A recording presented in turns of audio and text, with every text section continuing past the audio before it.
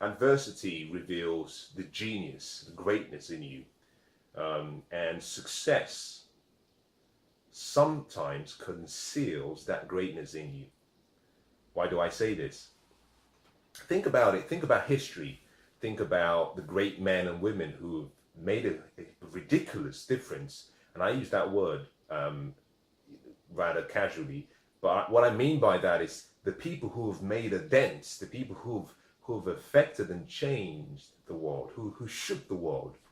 What you find that is a common denominator amongst all of their lives was that in the midst of their adversity, the greatness, the strength in them rose. And that's what I want to talk to you about today. Too often we seem to want to have what we call the blessed life. We want to have the life that is filled with as little problems as we can take. We want the life that is filled with, love, joy, happiness, and that is where we want to stop. But that is in itself not a complete life. Because in the midst of your weakness, that is when you discover your true strength. Your strength is often hidden in your weakness. And you can never understand your strengths except you're put in a situation or you're put in an environment where you're tested, where you're pushed, where you find so much adversity and that you almost get to the point of giving up. But suddenly you find a second wind and you allow that angel within you to be awakened. I often say that I don't gain anything from my successes, and I believe that. I believe that there are so many things in life that I've done and I've achieved, and I don't think, if you were to ask me, I don't believe that I gained much wisdom from the success. The reason I say that is because in every instant in my life, what I call success, in most cases, seems to be a product of repeated attempts on trying to succeed. So my failures, should you choose to use that word. Now, I don't like to use that word. I prefer to use the word a setback or use a feedback, one of those two words, because you never fail in life. Life never lets you fail. You just keep retaking the test over and over again. Life will make you retake the test or the exam again and again and again. It was in 1970 or 72. A man called Maxi Filer took the California bar exam and he failed.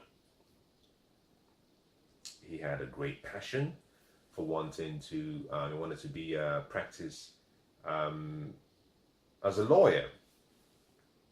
For 25 years, twice every year, he took the same exam. And for 25 years, he failed. 25 years, every year, he would sit down with his wife and they would fill the application forms and he would study and he would go and take the exam and he would fail. If you had been around the California area, Bay Area, San Diego, San Francisco, Los Angeles, around that particular area within that time frame, everyone who took the exam knew of Maxi Filer because he was in every single exam within that 25-year period. Really fascinating. But let me summarize and conclude the story. I can't share all of it with you. But on his 48 attempts, he passed. A great story of persistence, a great story of knowing what you really want and choosing not to give up. Now, when he was asked why it took him so long, now logic would have said that anyone who had studied that long for so many years should know more about law than those who passed in their first attempt. But not so. When asked why he failed so many times, and I paraphrase it, but he made a statement which I thought was very profound. The statement he made was that there was something life was trying to teach him that he hadn't learned through each and every attempt. And that is what life would do to you. Life is neutral. Success is a product of all of the attempts you've made and you obeying certain principles and laws and precepts. That is what success is. There is no mystery to success. If you follow the rules and obey the laws and follow the principles, you get the outcome. Very simple. If you alter the equation of success and you try something different, then the outcome changes, and that outcome is not what success says you have to get. So life makes you go back and take the exam again, and that is what failure is all about. It's a signpost that's indicating to you that, number one, there's something you've neglected. Number two, there's something you've overlooked. Number three, there's something that you haven't learned that you will need in the future. Number four, it's a way of protecting you from the future because it understands that the future demands more. And that thing you're trying to achieve, if you don't learn the basic fundamentals, you might end up in more pain than you're currently experiencing by the retaking of the process. So adversity brings out the true genius in you, because when you go through a challenging time,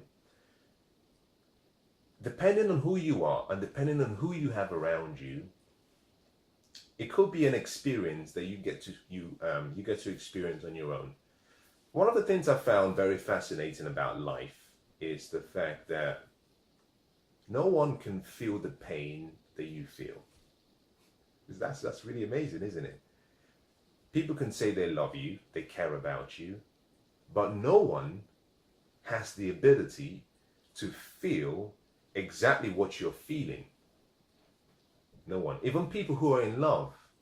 A mother loves a child loves a father or mother, but none of them has the same feeling.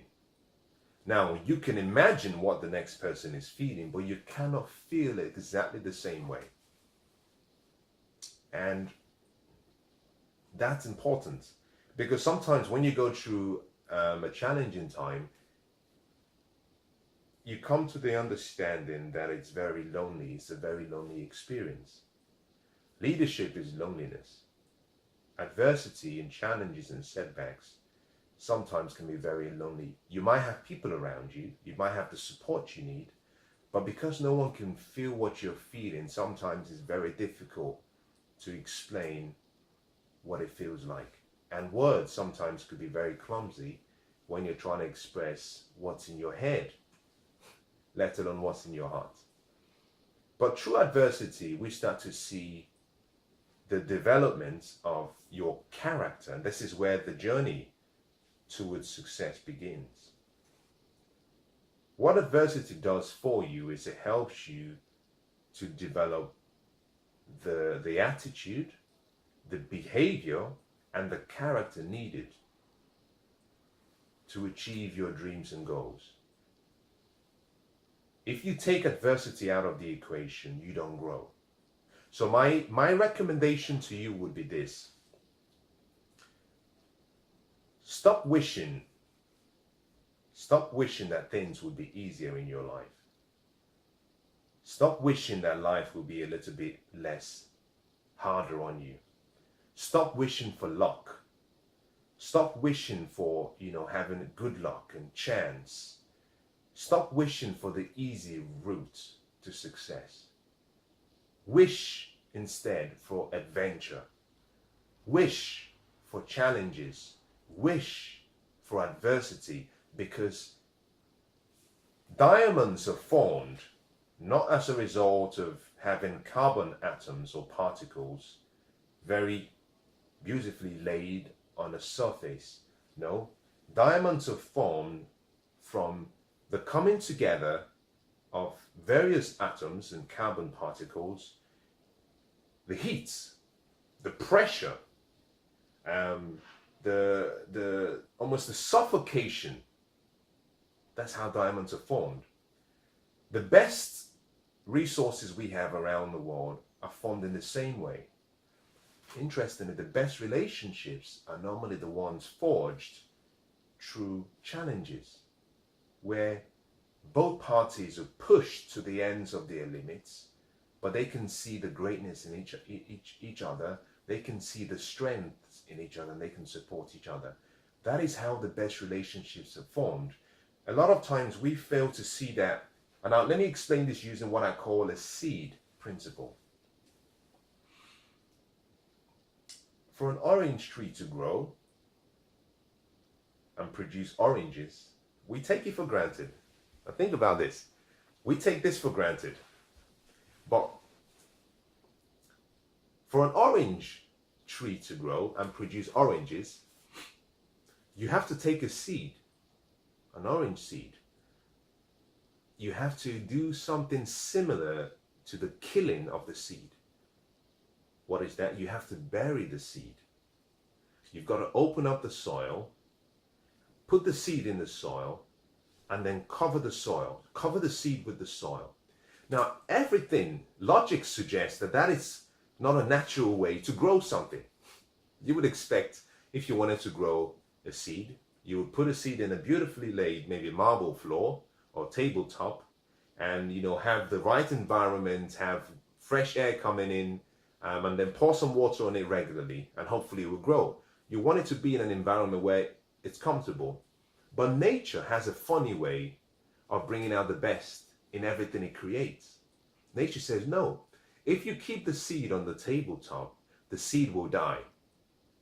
To grow the seed, to produce an orchid of seeds, or rather of trees, orange trees, that would then have seeds, you have to go through the same process as you would if you were trying to kill the seed, which is you've got to open up the ground, you have to put the seed in the soil, and then you have to cover the soil. And then you water the soil and you nurture the soil.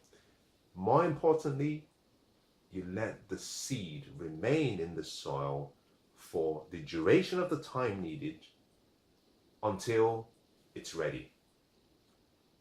Now, a small seed is taken and put in the soil, covered. After 2 days, nothing happens. After 2 weeks, nothing happens. But as that seed stays in the soil, with that pressure, the soil suffocating it, it gets to a point where the seed starts to become what it was created to be. Because in that seed is a tree. In the right environment, the tree in that seed starts to break. Suddenly it breaks the shell of the seed, and then you start having a small sapling come out. And it fights its way through the soil until it penetrates the soil, and then it can breathe. And as it penetrates the soil, it grows downwards by allowing its roots to go deep within the soil, because the deeper it can go with its roots, the higher it can grow out on the ground. It's a fascinating process. Agriculture is a great way of studying life. If you want to understand life, study nature. Study nature and understand how nature works. But that seed only becomes a tree by putting it through pressure. That is adversity. That adversity brings out the genius in that seed. Similarly, you and I, we have to go through difficult times. The difficult times we have to go through is to help us develop the mental muscles, the emotional muscles, the physical muscles, the spiritual muscles that will enable us resist all of the trials that life might bring our way. In so many cases, sometimes life has a way of training you slightly different to conventional wisdom. And sometimes it might lead you down a path where you might feel that your dreams have been broken or your hopes have been shattered. But in hindsight, we look back and we say, well, I never would have been who I am today had I not gone through what I went through. The adversity, the challenges, the setbacks, the opportunity I had was what made me who I am. The Asianic word for Crisis is a two-letter word, meaning danger and opportunity. They come as a package deal. Wherever there is a challenge, there is an opportunity there. An opportunity to learn, an opportunity to grow, an opportunity to earn, an opportunity to develop your skills. There is an opportunity. What makes it an opportunity depends on how you see the experience. Think about this. A glass of water, a cup that is half full can be viewed in two different ways.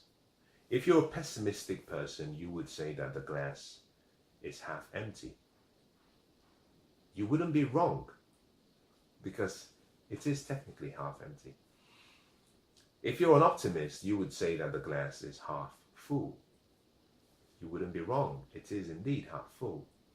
But interestingly, the lens, the perspective you use to see the water in the glass decides the meaning you associate with that experience, and that also decides the outcome. Two men are sitting in a prison cell. As they look out the window, they can see two different things. The first man all he can see is the iron bars on the window, and he hates himself for that. He